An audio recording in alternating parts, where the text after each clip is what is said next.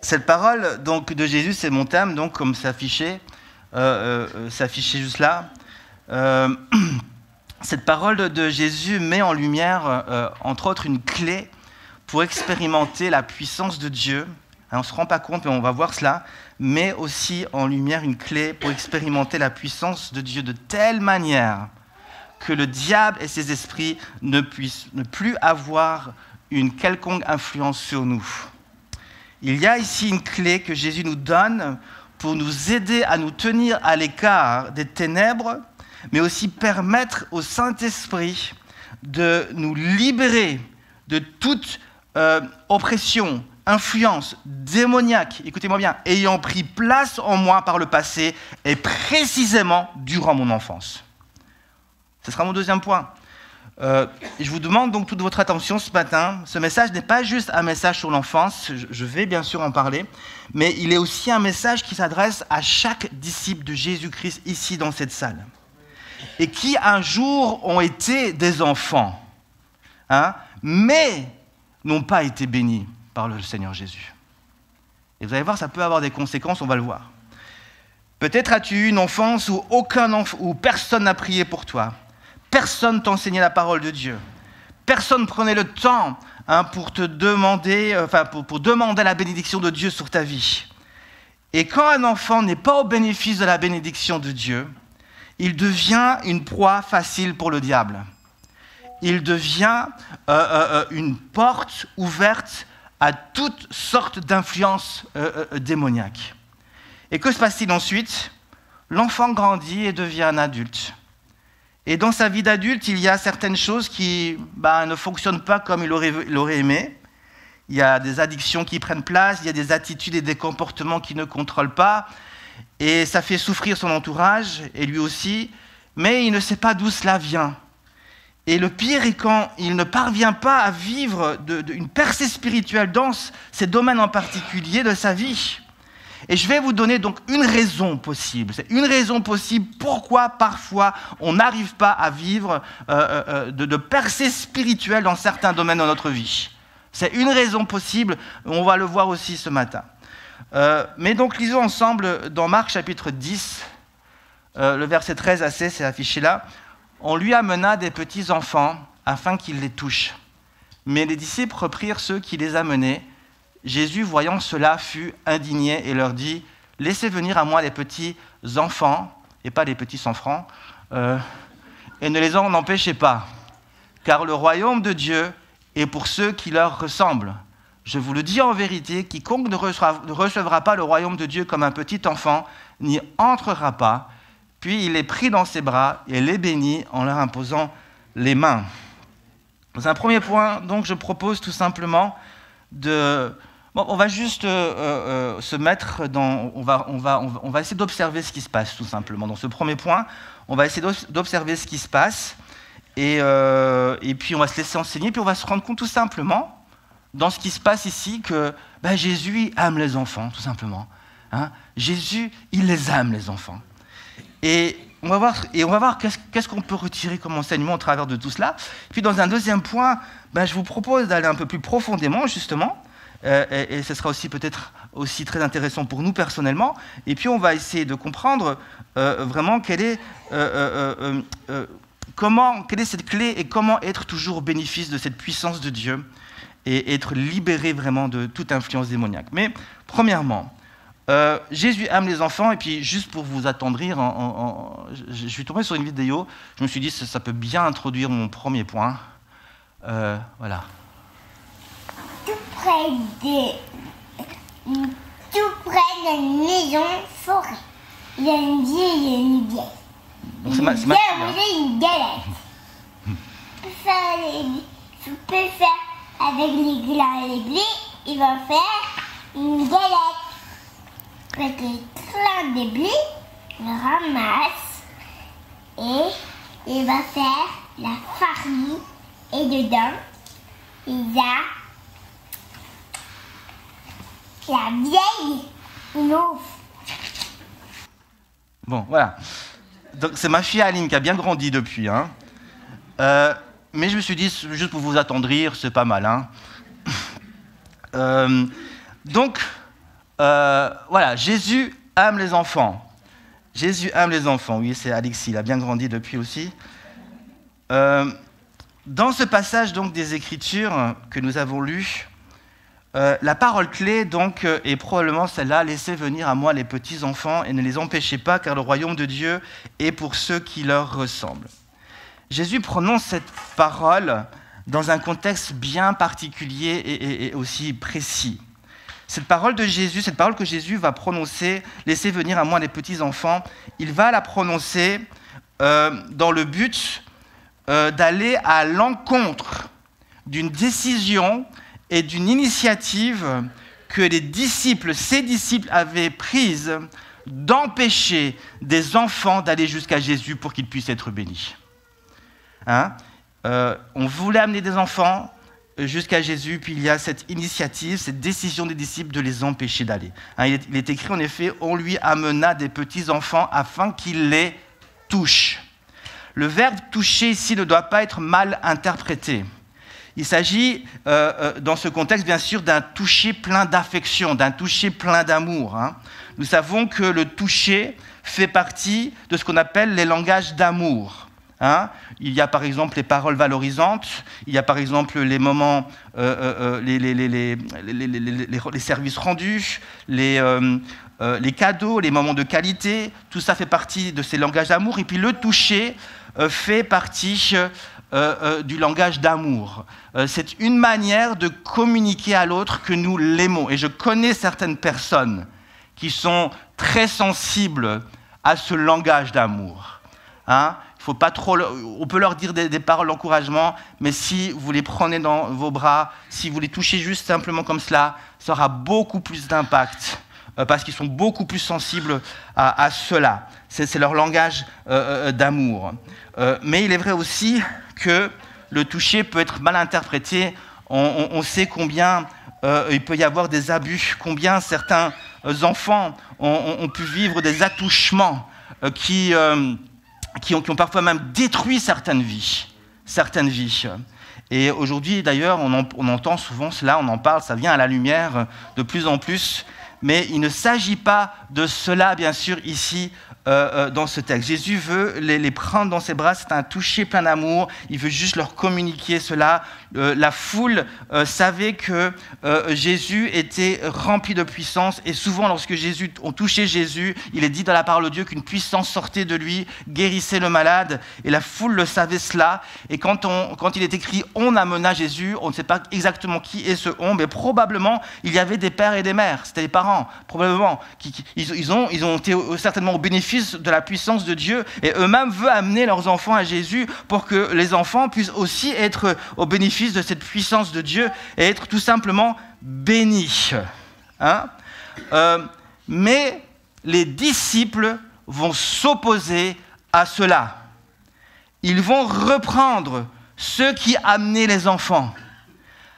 En d'autres termes, les disciples vont s'opposer durement. Dans le grec, reprendre ici, c'est s'opposer durement. Ils vont adresser des reproches sévères à ceux qui essayaient d'amener les enfants à Jésus. Ils vont peut-être dire « Hey, vous faites quoi là ? Pourquoi vous amenez ces enfants-là ? Jésus n'a pas le temps. Enlevez ces petits garnements là, je sais pas. Allez, il n'a pas le temps. Jésus n'a pas le temps de jouer avec ses enfants. » Et il avait des reproches durs. Ils viennent s'opposer. Ça devait peut-être ressembler quelque chose à cela. Jésus n'a pas le temps. Enlevez ces enfants-là. Jésus doit faire autre chose. Alors il est évident que les disciples ne considéraient pas comme utile qu'on amène des enfants à Jésus. Ils n'avaient probablement rien contre les enfants, mais à leurs yeux, c'était une perte de temps et d'énergie pour Jésus. À leurs yeux, les enfants n'étaient pas aussi importants qu'une personne adulte ou qu'une personne malade. La question donc était pourquoi Jésus perdrait son temps à juste accueillir des enfants dans ses bras pour les bénir, alors qu'il y a tant d'autres besoins qui, à leurs yeux, semblent tellement beaucoup plus importants. Après tout, c'était tout de même le Messie. Jésus n'est pas d'accord avec cette manière de penser. Pas du tout. Il est clairement écrit au verset 14, « Jésus, voyant cela, fut indigné. » Cela va provoquer en lui de la colère, de l'indignation, et ici, il s'agit d'une colère qui est provoquée par une situation qu'il considère comme injuste. Voilà ce que veut dire être indigné. Il y a une injustice. Jésus considère que c'est injuste. Les enfants ont droit aussi d'être bénis. Ils ont ce droit et il ne comprend pas pourquoi les disciples veulent s'opposer à cela. Donc il s'indigne. Pourquoi les enfants ne pourraient pas aussi profiter du merveilleux ministère de Jésus ? Pourquoi les enfants ne pourraient pas aussi être au bénéfice de la bénédiction de Dieu ? Jésus ne comprend pas cela. Je dis souvent à ma femme, si je n'étais pas pasteur principal, je pense que je m'engagerais corps et âme dans l'enfance. J'organiserais des camps, comme j'ai déjà fait il y a très longtemps. Je rassemblerai les enfants le samedi, je ferai des jeux avec eux, je chercherai les enfants qui sont dans la rue, je ne sais pas. Mais quelque chose bouillonne de plus en plus dans mon cœur aussi pour cette tranche d'âge-là. Les enfants. Jésus veut bénir les enfants. Certainement parce que plus on avance, plus les enfants deviennent aussi la cible de l'ennemi. La cible de l'ennemi. Et Jésus donc a quitté sa gloire pour venir sur la terre afin de mourir à la croix, mais pas juste pour des personnes adultes, aussi pour des enfants, pour qu'ils puissent bénéficier de sa puissance. Il est venu pour tous les hommes de 0 à aussi longtemps qu'ils vivent. L'amour de Jésus n'est pas sélectif. Il ne favorise pas une génération en particulier. Il donne autant d'importance à un bébé ou à un enfant en bas âge qu'un adulte ou une personne âgée. Et la première pensée que nous devons bien intégrer est que Jésus désire manifester son amour autant sur les enfants que sur des personnes adultes. Et cela m'amène à poser une question. Est-ce que le travail parmi les enfants est moins honorable et important que le travail parmi les adultes ? Est-ce que partir en mission en Afrique, ou je ne sais pas dans quel autre pays, est plus honorable que partir en mission, par exemple, auprès des enfants à Lausanne ? Un père et une mère, par exemple aussi, et je vais encore plus loin, ne sont pas simplement des personnes qui ont été capables de mettre au monde des enfants. Ce sont des personnes qui ont reçu cette capacité, mais qui ont une mission, celui d'être en bénédiction pour leurs enfants, celui d'amener ensuite leurs enfants à Jésus. Et nous, les parents, on doit comprendre cela. Ce n'est pas juste, voilà, j'ai des enfants parce que tout le monde a des enfants. Et comme c'est la moyenne, c'est 2, 3, les 3, on va faire 3. Non, c'est plus profond que ça. Nous avons des enfants et nous sommes appelés nous avons une mission. Nous sommes là pour les amener vraiment à Jésus et qu'ils soient bénéfices de la bénédiction de Dieu. C'est notre responsabilité, parce que plus tard, ils vont grandir et ils ne seront plus avec nous. Enfin, bon, on espère en tout cas. Alors, avant de mettre un enfant au monde, l'homme et la femme mariés donc, doivent être bien conscients de cela. Et je pose donc une autre question. Est-ce que l'école du dimanche est moins importante que la prédication du culte ? La vérité est que nous le pensons la plupart du temps. Les disciples de Jésus le pensaient aussi. Leur réaction spontanée, ferme et violente témoigne de cela. Mais aux yeux de Jésus, les enfants méritent d'être bénis autant qu'une personne adulte. Et la préparation de l'école du dimanche, le temps qu'on y met pour préparer une leçon, devrait être prise avec beaucoup de sérieux. Là, c'est déjà la formation tout à l'heure. Devrait être prise avec beaucoup de sérieux. Le travail parmi les enfants n'est donc pas moins important ou moins honorable. Il est simplement différent. Simplement différent. Parce qu'on n'entre pas en relation avec un enfant comme on entre en relation avec un adulte. Et on ne s'adresse pas à un enfant comme on s'adresse à un adulte. Les enfants, par nature, sont forcément moins matures. Ils n'ont pas l'expérience d'un adulte. Leur corps doit encore se développer, doit encore grandir, atteindre la pleine maturité. Leur voix doit encore muer. Leur intelligence doit encore se développer. Donc le rapport entre un enfant et un adulte est forcément différent que celui entre deux adultes. Mais cela n'implique pas que l'enfant soit moins important aux yeux de Dieu. Il a droit à la bénédiction de Dieu, c'est son droit. Jésus s'indigne à cause de cela. Ne faisons pas la même erreur. Ne faisons pas la même erreur. C'est notre responsabilité de prier pour nos enfants, pour les enfants de l'Église. C'est notre responsabilité de les protéger, de les amener à Jésus. Et bien sûr, cette responsabilité incombe premièrement aux parents. Quand vous méditez attentivement la parole de Dieu, nous constatons que Jésus a béni bien sûr des foules entières, il a béni des adultes individuellement, des femmes, des hommes, mais il a aussi béni des enfants. On pense, et vendredi soir, on a entendu ce message sur la fille de Jairus qui avait 12 ans, que Jésus va ressusciter. Elle était d'abord malade, elle va ensuite mourir, et Jairus, pendant qu'elle était encore malade, sa fille était encore malade, Jairus, le père de la fille, donc, va vite... Jésus était là, et puis va vite aller chercher Jésus. Et Jésus va accepter, bien sûr, de suivre Jairus, et au moment même où il prend cette décision, nous sommes sûrs d'une chose, c'est que Jésus allait guérir cet enfant. Jésus est décidé, il suit Jairus. Mais au moment où à un certain moment, il y a des événements qui se passent, on ne va pas revenir sur ce message, et puis il y a donc la fille qui meurt. La fille qui meurt, et à ce moment-là, les gens de la maison vont avoir cette réaction qui, pour moi, était juste une réaction qui est purement démoniaque. Ils vont venir vers Jésus, il y a une opposition qui va se faire directement. Luc 8, 49 nous dit « Comme il parlait encore, survint de chez le chef de la synagogue quelqu'un disant « Ta fille est morte, n'importune pas le maître. » N'importune pas le maître signifie « Ne le dérange plus. » Ta fille est morte, ton enfant est mort, il ne faut plus déranger Jésus, ce n'est plus la peine, elle est morte, cet enfant ne mérite pas d'être guéri, ne mérite pas d'être béni, c'est bon, laisse-le tranquille maintenant, laisse-le partir, il a autre chose à faire. C'est purement une inspiration démoniaque. Le diable s'oppose à cela, le diable ne veut pas que Jésus aille dans cette maison et aille toucher cette fille, va bénir cette fille. Mais Jésus va y aller.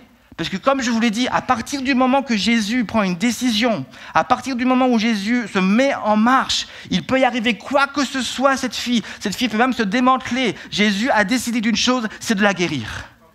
Et rien ne peut empêcher cela, si une chose, nous-mêmes. Nous-mêmes. Et d'ailleurs,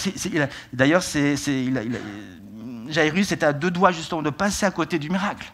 Et quand Jésus met une conviction dans notre cœur, vous devez être sûr d'une chose, Jésus se met en marche avec nous et rien ne pourra empêcher Dieu d'accomplir ce qu'il met dans notre cœur. Si une chose, toi-même. Toi-même. Combien de fois, dans la vision que Dieu me donne, Dieu a dû me dire, Michel, crois seulement. Crois seulement. Je suis à côté de toi, je marche avec toi. Crois seulement. Je marche avec toi. Quand je marche, ce n'est pas pour faire marche arrière. Quand je marche, c'est pour accomplir ce que j'ai dit. Alors crois seulement. Crois seulement. Et Jésus donc va bénir cette fille, il va la guérir, il va la ressusciter, et il ne va pas le faire juste à cause des parents, il va le faire aussi parce qu'il aime l'enfant. Il aime cet enfant. Et c'est pour ça aussi qu'il va la bénir. Et il y a d'autres exemples, bien sûr, à la parole de Dieu, et je ne vais pas le faire, mais on pourrait citer d'autres exemples où Jésus a touché, ressuscité encore, béni d'autres enfants. J'aimerais donc plutôt maintenant passer à mon deuxième point et mon dernier point. Et vous montrer que derrière cette parole de Jésus, laissez venir à moi les petits enfants, il y avait aussi un enseignement puissant qui est adressé à chaque disciple responsable et adulte de Jésus-Christ. Il y a un message ici que Jésus veut aussi adresser à son Église. Jésus veut nous enseigner une raison possible pourquoi dans certains domaines de ma vie, je n'arrive peut-être pas à expérimenter une percée spirituelle. La raison est simple. En tout cas, cette raison-là que je vois avec vous, c'est que dans ton enfance, Jésus a été empêché de te toucher et de te bénir alors que tu en avais besoin. Et aujourd'hui, des années plus tard, il y a en toi un enfant qui a été blessé, qui a été peut-être rejeté, un enfant qui a été violenté, abusé, un enfant qui a besoin d'être touché et béni. Et beaucoup d'adultes, et même dans cette salle, auraient peut-être besoin aujourd'hui que Jésus touche un aspect particulier de son enfance, afin de connaître une percée spirituelle dans leur vie. Mais parce qu'aujourd'hui encore Jésus, pour une raison ou une autre, est empêché de te toucher, il y a des domaines dans ta vie qui sont pour toi des occasions de chute. Il y a en quelque sorte, je vais le dire de cette façon-là, cette pensée m'est venue hier, il y a en quelque sorte un enfant blessé en toi qui empêche l'adulte que tu es devenu de grandir. Il y a un enfant blessé en toi qui empêche l'adulte que tu es devenu de grandir et de vivre pleinement la bénédiction de Dieu. Et tant que cet enfant est blessé, tant que cet enfant n'est pas touché, tant que cet aspect tant que tu ne laisses pas Jésus venir dans ta vie et régler ce problème du passé, quelque chose n'arrive pas. Tu n'arrives pas à vivre une percée. Et Jésus donc nous enseigne ici quel est souvent cet obstacle. Parce qu'il y a souvent des obstacles qui viennent et qui reviennent, qui l'empêchent de toucher ta vie. Et cet obstacle, vous savez, c'est quoi? C'est l'orgueil. C'est l'orgueil. Après avoir dit de ne pas empêcher les enfants de venir à lui, Jésus donne une raison. Il dit « Car le royaume de Dieu est pour ceux qui leur ressemblent ». Au verset suivant, il continue et dit « Je vous le dis en vérité, quiconque ne recevra pas le royaume de Dieu comme un petit enfant n'y entrera pas. » Donc Jésus clairement utilise cette situation pour enseigner quelque chose de puissant sur l'orgueil et l'humilité. Qu'est-ce qui a motivé et poussé les disciples de Jésus à s'opposer aux enfants? Leur orgueil. Alors Jésus profite pour leur enseigner sur l'humilité.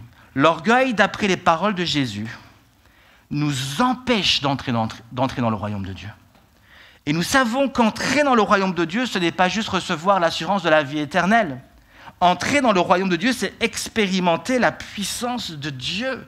Jean chapitre 3 nous enseigne clairement ça, qu'il y a une expérience, il y a un miracle qui se produit. Entrer dans le royaume de Dieu, c'est expérimenter la puissance du Saint-Esprit qui vient nous toucher. On est nouveau, mais cette puissance vient aussi nous conduire dans la vie de tous les jours, dans les œuvres de Dieu.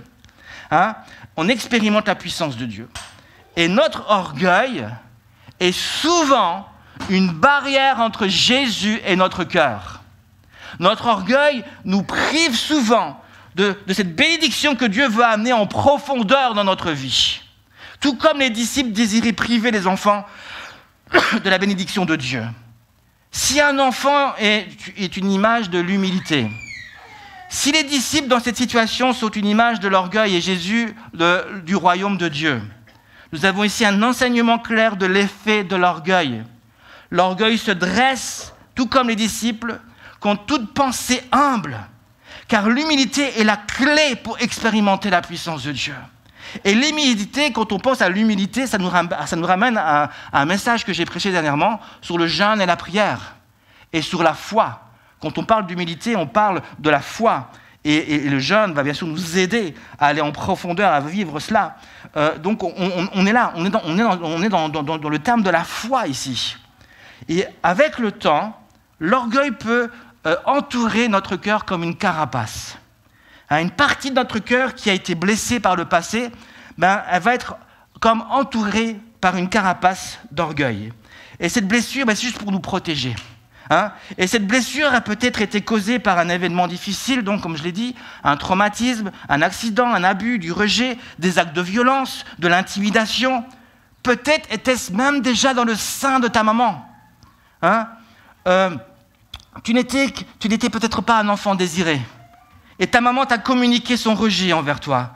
Ou peut-être sa peur, sa colère. Elle t'a communiqué cela. Et toi, tu étais bien entendu incapable de te défendre. De rejeter loin de toi ces sentiments qui sont venus comme des couteaux acérés dans ton âme et dans ton esprit. Et tu es né et tu as grandi avec cela. Un cœur blessé, un cœur ouvert. Et inconsciemment, forcément, l'enfant, il n'est pas conscient, il est là, il est innocent, et il a peut-être eu quelque chose, un esprit qui a profité pour entrer, se cacher par cette ouverture de ton cœur blessé.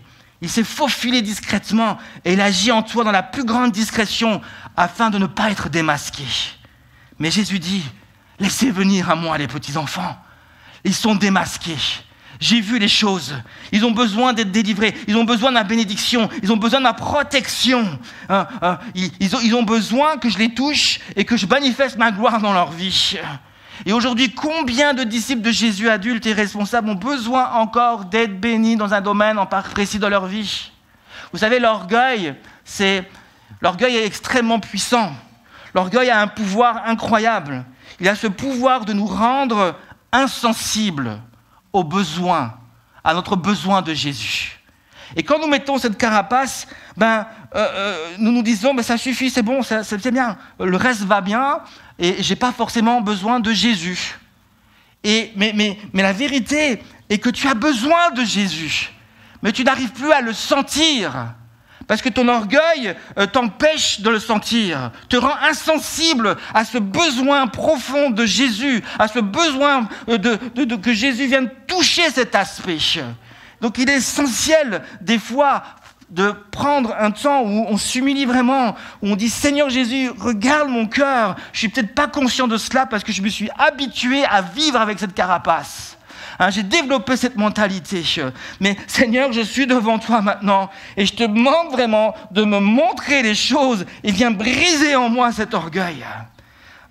J'ai entendu dernièrement ce témoignage qui nous montre combien c'est important d'apprendre à devenir comme un petit enfant. Et je vais terminer avec ça. Un jour, une maman vient vers un pasteur réputé pour son ministère de délivrance. Ce pasteur est maintenant décédé. Je ne vais pas dire son nom, beaucoup de personnes le connaissent ici, mais il était vraiment réputé pour son ministère de délivrance. Et donc cette maman, elle va vers ce pasteur avec son enfant de 5 ans, car elle désire que le pasteur prie pour son enfant. Alors le pasteur lui demande « Ok, que puis-je faire donc pour vous ?» Elle dit « Mais j'aimerais que vous puissiez prier pour mon enfant. » Elle dit « Oui, mais pourquoi? Quel est le problème ?» Alors elle va lui dire, mais mon enfant a des allergies. Il est allergique à la nourriture. À la plupart des aliments, il était allergique. À la plupart des choses qu'il mangeait, ça le rendait malade.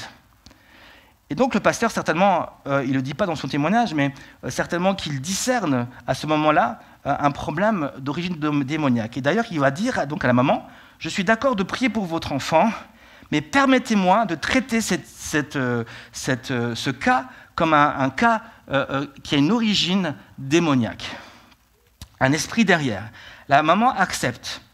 Et donc, il s'abaisse vers l'enfant, il lui dit « Je vais prier pour toi, mais je vais prier de manière...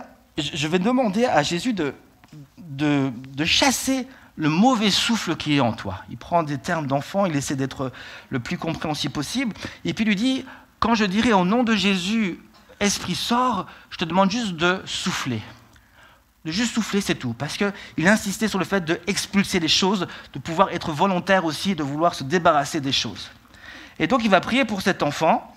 Et au moment où il dit « Au nom de Jésus, esprit mauvais sort », l'enfant, au bout de ses 5 ans, va faire... Il va souffler. Il n'y a pas eu de manifestation impressionnante.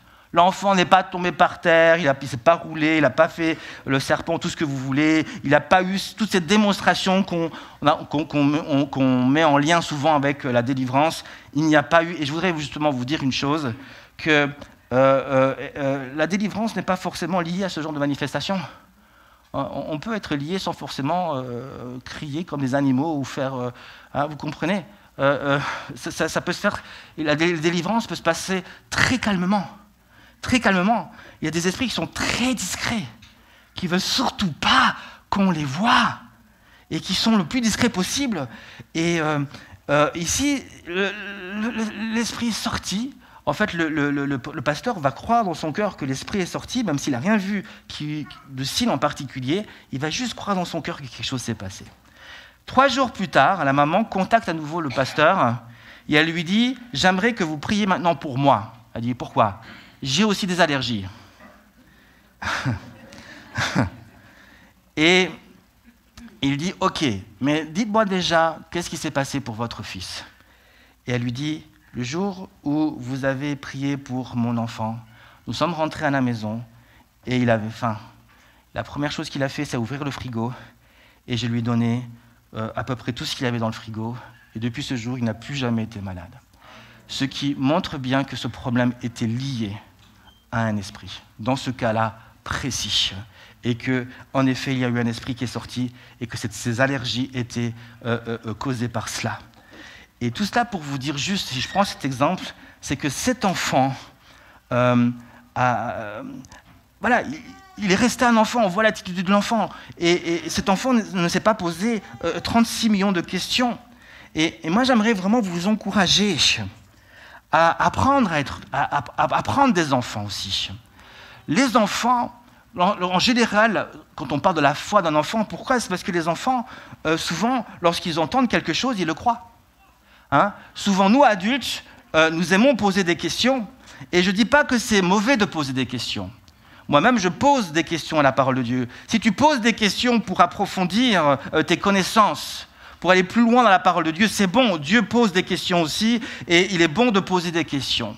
Mais il y a une différence entre poser des questions à la Bible et de remettre en question la Bible. Et le plus souvent, nous, ce qu'on fait, on remet en question la Bible. Vous écoutez le prédicateur et vous le remettez toujours en question. Vous ne vous posez pas des questions. Vous cherchez à le remettre en question. Vous cherchez à voir ce qu'il dit de faux. Et là, vous êtes plutôt dans une attitude de le remettre en question. Et souvent, lorsqu'on lit la parole de Dieu, souvent, on n'est pas dans cette attitude de foi. On remet en question ce que Dieu dit. Apprenons des enfants. C'est ce que Jésus veut dire à ses disciples. Devenez comme des enfants. Et saisissez la parole de Dieu. Quand la Bible dit que la foi ne vient pas de 1001 questions que tu entends. La Bible dit la foi vient de ce que tu entends vient de la parole de Dieu. Point. Quand Dieu parle, je la saisis dans mon cœur et je la vis. Et Dieu se manifeste. Apprenons cela, nous qui sommes adultes, nous qui sommes, qui voulons être, on ne veut pas trop montrer ce qui se passe à l'intérieur de nos cœurs. On ne veut pas trop montrer que nous avons des besoins. Nous ne voulons pas trop montrer que nous avons besoin d'aide. Et j'ai entendu un jour ce témoignage, je trouvais ça vrai, cette illustration, il disait, mais oui, nous sommes comme cela, mais maintenant, imaginez que vous êtes en train de vous noyer. Je pense que vous allez remettre votre fierté ailleurs. Si vous êtes en train de vous noyer, votre première réaction sera de crier au secours, au secours. Et c'est pour ça que parfois, Dieu doit nous placer dans des situations où nous sommes complètement, nous n'avons plus le contrôle. Nous n'avons plus le contrôle pour nous amener à crier au secours. Donc si tu vois que ta situation, tu es en train de perdre le contrôle de ta situation, si tu vois que les choses ne se passent plus comme tu aimerais, peut-être que Dieu est en train de te faire perdre le contrôle parce qu'il veut amener les choses à la lumière. Il veut que tu puisses crier à lui comme tu ne l'as jamais fait. Mais le résultat, c'est quoi? Ce n'est pas juste de t'humilier devant les autres.